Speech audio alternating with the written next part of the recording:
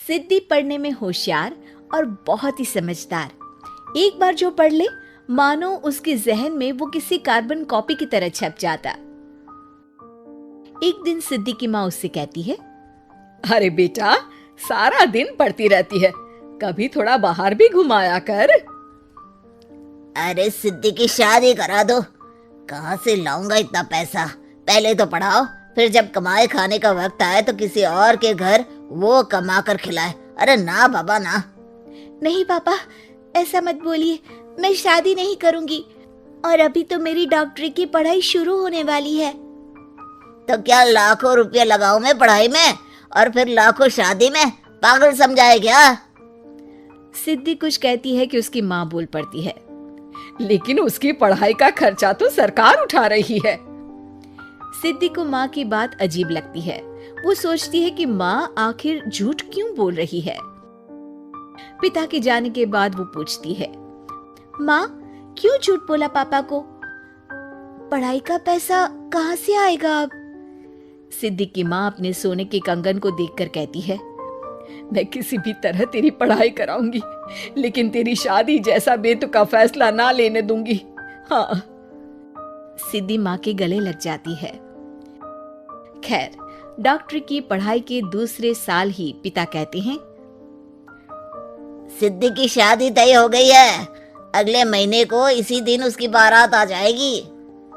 माँ और बेटी के लाख बगावत के बाद भी सिद्धि की शादी राहुल से हो जाती है। सुन सिद्धि, तेरे पिता ने दिया ही क्या है, बेवकूफ तू, और ऊपर से कोई दहेज नहीं। मैं कोई चैरिटी तो कर नहीं रहा हूँ जो तुम्हारी जैसी से शादी करता।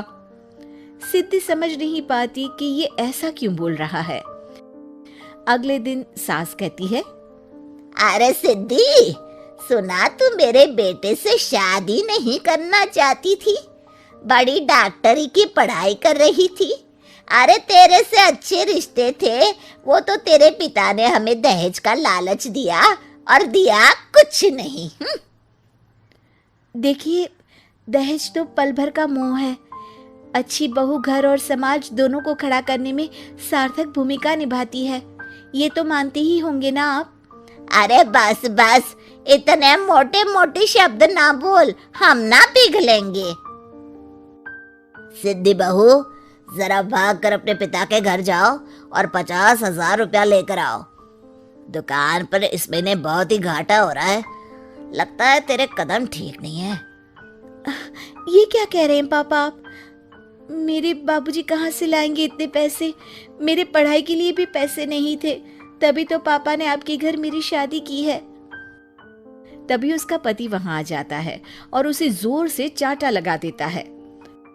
जबान इतनी चल रही है, मेरे पिता के सामने बोल रही है, हैं? उन्होंने सिर्फ 50,000 मांगे थे तुमसे और तुम तो ऐसे रिएक्ट कर रही हो जैसे पूरी जागीर मांग ली हो।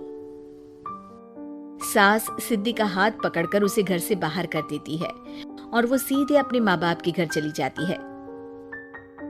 माँ, कैसी हो तुम? अरे सिद्धि, तुम आने वाली थी, बताया नहीं? पापा या भाई कोई लेने आ जाता। क्यों? भाई क्यों लेने चला जाता? और कोई काम नहीं है क्या?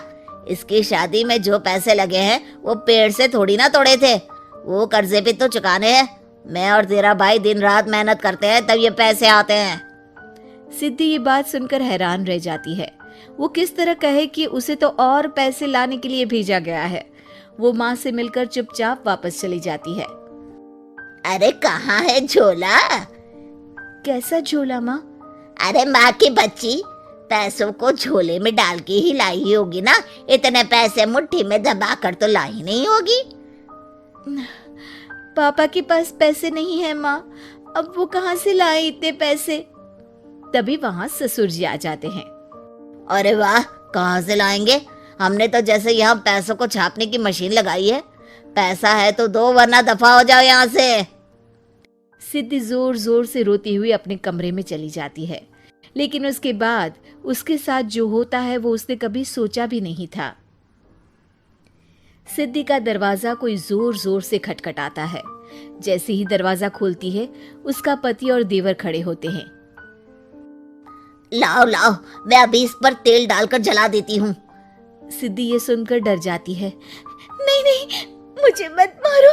तो क्या करे, तू हमारे तो किसी काम की है नहीं अब। लेकिन सिद्धि किसी तरह वहां से भागने में कामयाब हो जाती है।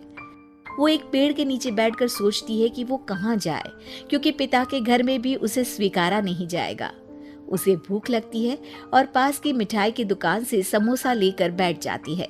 लेकिन जिस पेपर में वो समोसा खा रही होती है, उसमें एक विज्ञापन दिखाई देता है।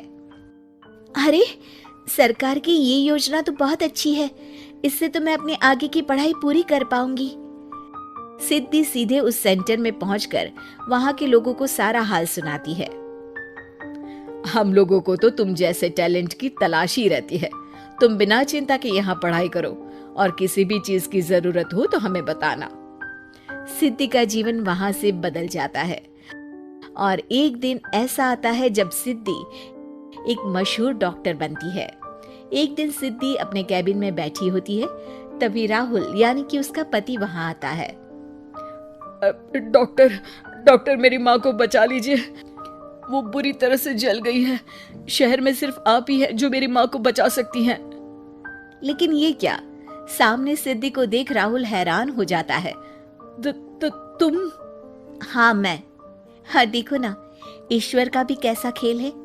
एक वक्त जो औरत मुझे जला देना चाहती थी, वो आज खुद जली हालत में मेरे भरोसे पड़ी है। मैं तुमसे माफी मांगता हूँ, बस मेरी माँ को बचा लो।